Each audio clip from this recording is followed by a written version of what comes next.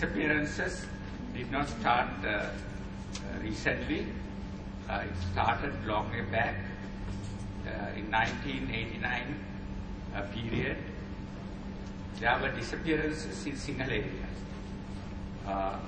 You all know there was insurrection led by the JVP. It was a chauvinist insurrection where they were opposing certain concessions given to the Tamil nationality. But nevertheless, it was insurrection against the government, which acted as an agency of the global capital. And in that sense, it was a liberation struggle too. Therefore, we defended the youth from being massacred. We started the campaign at that time against the repression, mobilizing the parents and family members of the disappeared people. We managed to collect over 40,000 names, and our rough estimation is nearly 60,000 youth must have been killed or disappeared during that period.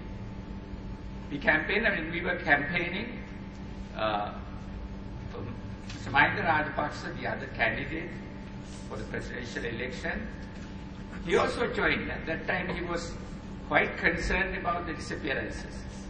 We marched together to Kataragama and make an appeal to the people internationally. He went with us to various countries. I can remember he came with me to Australia, and he was crying there about the tragedy in the single areas. And we had Janaghosa, and I participated in Kandy. I led the procession of nearly 500 parents and family members of the disappeared, and I was arrested with 7 others and remanded, and the case, of course, couldn't continue. At that stage, Mahinda helped me, and his agents in Kandy area came to visit us in the police station. And we worked together at that stage. And I met Brigadier Densil Kopakadwa in our campaign to save some of the lives of these rebels who have been taken into custody. I had a discussion with Densil Kopakadwa, and he wanted to know why the youth are rebelling, both in the south and in the north. And I explained in details, and he had a certain social conscience. He also understood that it's a rebellion of the youth due to socio-economic reasons, and a military solution is not going to be effective. But I don't know where Sarath Fonseca was at that stage. Obviously, he was also, must have been in charge of a certain area, and he may be responsible for killing of over at least 2,000 Sinhala youth. Per district, there were more than 2,000. So, whatever it may be, he must have been involved in the repression of the southern Sinhala rebellion.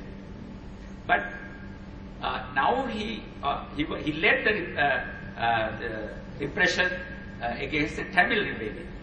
When the Tamil rebellion came, there again, in spite of whatever the mistakes of the LTT, it was a rebellion for the freedom of the Tamil people, and also it's a rebellion against the government, against the agency of the global capital, taking away the resources of the Tamil people, repressing the homeland of the Tamil people. It was a liberation struggle. And again we were defending these youth from total massacre. And that is how we came to start this organization, the Committee for the Investigation of the Disappeared. Then, I want to raise this question. Now, this repression of the Tamil and the disappearance have gone to a level of thousands, and this organization started collecting. Already they have collected about 2,500 names.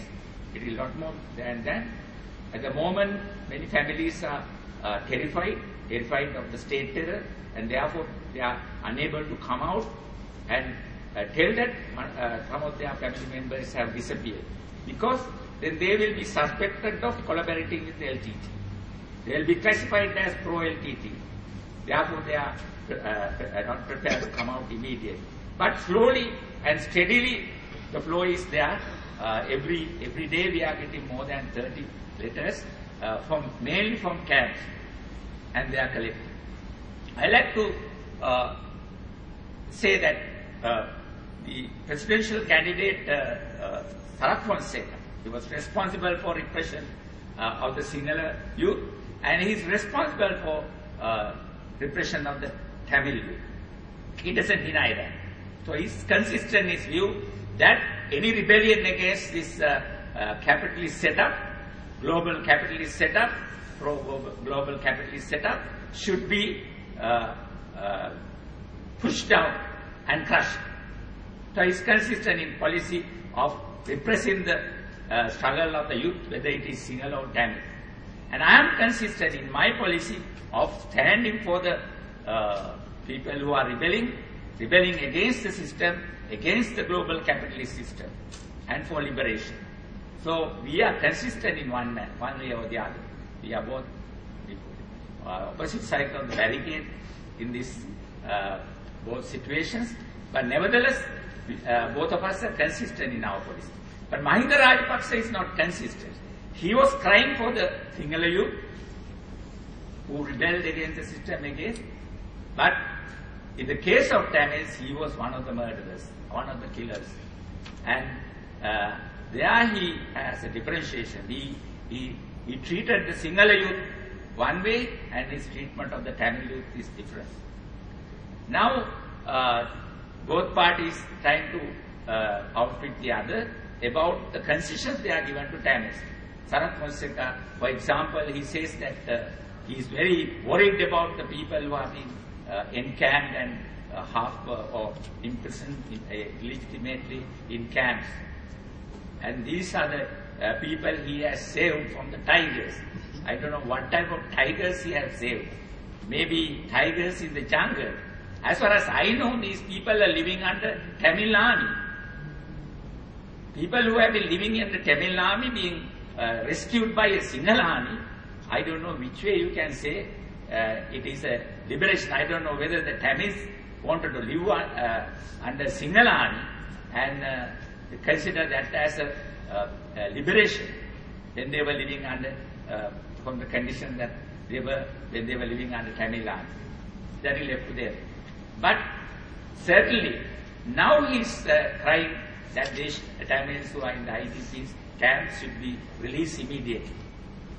And Mahinda also trying to beat him by releasing them. He says, why are you all in this camp now? Why don't you go?